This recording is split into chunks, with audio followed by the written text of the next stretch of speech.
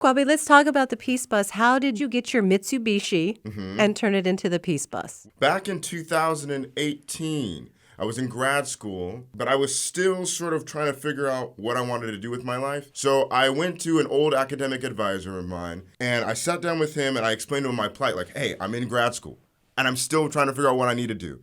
And he said, Kwabi, what you need to ask yourself is who do you want to be and not what do you want to be? And my mind was blown. Who do I want to be as a person? I was like, well, I do know that at my core, I love seeing people from different walks of life coming together for a great cause. And then I was like, well, that's like peace.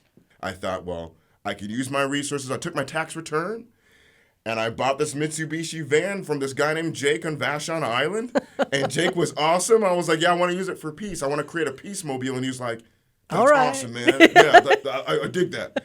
So I bought it from him and I painted it blue, put the Peace Bus on the side of it and started driving it around.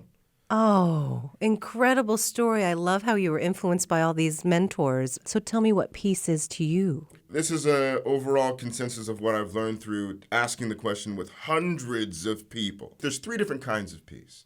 There's inner peace. We get this from a sense of understanding of self. And then there's interpersonal peace. How can we show love and respect towards our fellow human being? And how can we do that more readily? And then the third being diplomatic peace. How is China faring with India, the United States with Russia, these sort of things? Yeah. And beyond that, living in a more peaceful society is a society where everyone has their essential needs met. For example, we'll take safety. The concept of safety, right? Everyone wants to be safe.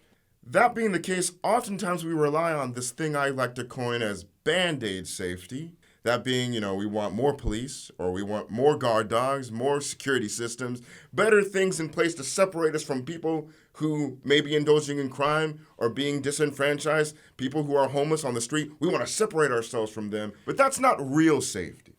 Real intrinsic safety is creating a better quality of life for all people. Investing in education, and the more resources we can put in school, the more money, the better off these children will be in being able to be their best selves. And consequently, the crime rate will go down.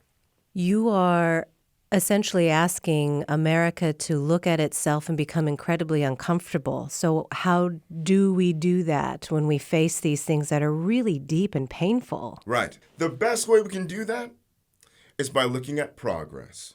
America likes to be first, right? The only way that we can reach our highest potential as a nation is that we make sure that every human being in our nation has a seat at the table of opportunity.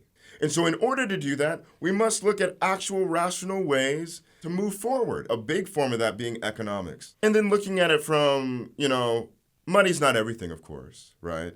But we live in capitalism. That's where we live.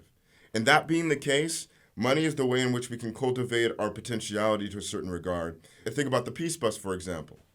If I didn't have any money, no Peace Bus. We have to have it. That being the case, this must be one way in which we move forward, is creating opportunity for people to cultivate their potential through economic gain.